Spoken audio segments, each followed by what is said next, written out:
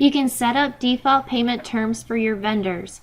The default terms that you specify are applied to purchase orders and receiving vouchers made for the vendor. To define payment terms for a vendor, go to the vendor list, display the vendor record in form view. We'll choose Associates Business Forms.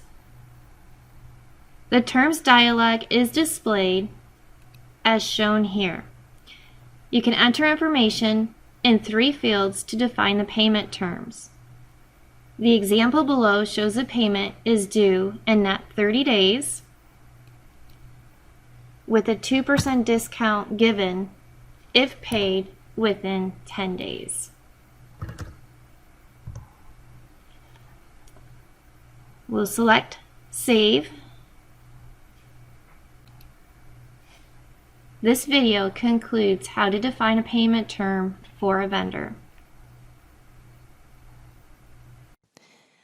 Thank you for watching my video. Please subscribe and click on the bell to be notified when I make another video about point of sale.